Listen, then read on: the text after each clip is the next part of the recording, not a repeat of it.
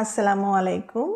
আজকে আমি আপনাদের সাথে কথা বলবো। অনেক সময় ছোট বাচ্চারা দেখা যায় যে এসে বলে তাদের পেটে ব্যথা, বা প্রায়শই তারা তাদের ফ্যামিলিকে জানায়, মা বাবাকে বলে যে তার পেটে ব্যথা করছে, সেই স্কুলে যাবে না। আসুন আমরা আজকে জেনে নিই বাচ্চাদের পেটে ব্যথার কারণগুলো কি হতে পারে এবং কখন আপনার অবশ্যই ডাক্তারের শরণাপন্ন হওয়া উচিত। আমি doctor Afroza Sharmin, consultant family medicine, আপনাদেরকে এই বিষয়গুলো আজকে অবগত করব।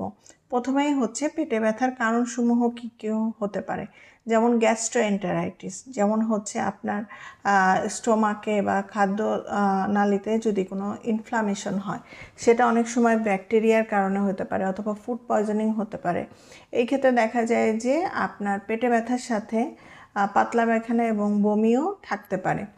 এছাড়াও যেমন কনস্টিপেশন, অনেক সময় বাচ্চাদেরা কী করে, তাদের কোষ্ঠকাঠিন্য দেখা দেয়, তখন তারা কিন্তু তাদের পেটে ব্যথা অনুভব করে। এছাড়াও আরও একটা কারণ আছে, যেটা হচ্ছে গ্যাস বা ব্লটিং। তার পেট ফুলে থাকবে, পেটের ভিতরে গড় করবে, তখন সে খুব বেশি অস্বস্তিতে ভুগে থাকে এবং বলে যে তার পেটে ব্যথা করছে।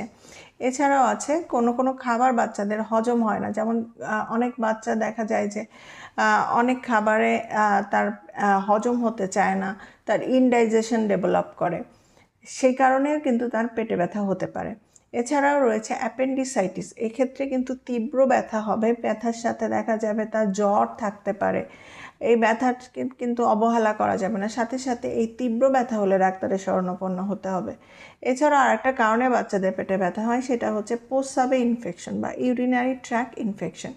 এটার সাথে কিন্তু অনেক সময় জ্বর থাকতে পারে, তারপরে প্রস্রাবের জ্বালা পোড়া থাকতে পারে, প্রস্রাবটা ক্লিয়ার না হতে পারে, ফোটায় ফোটায় প্রস্রাব হতে পারে, অথবা দেখা যায় যে অনেক সময় সে প্রস্রাব করতে পারছে না, প্রস্রাবটা তার হচ্ছে না, ক্লিয়ার হচ্ছে না, এইসব সমস্যা দেখা দেয়।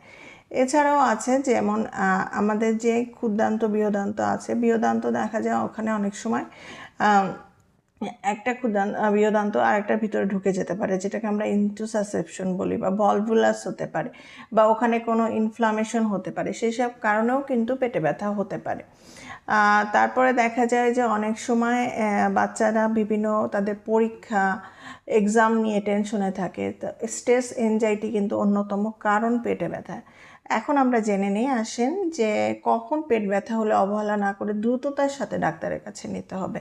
যখন পেটে ব্যথাটা সিভিয়ার হবে এবং পেটে ব্যথার সাথে আপনার অত্যাধিক জ্বর থাকবে বা লুজ মোশন থাকবে, বাচ্চা সহ্য করতে পারছে না এবং একদিনে বেশি পেটে ব্যথা, সেক্ষেত্রে কিন্তু আপনাকে অবশ্যই যেতে হবে। আর আমি আগেই বলছিলাম যে যদি পেটে ব্যথাটা তীব্র হয়, বাচ্চা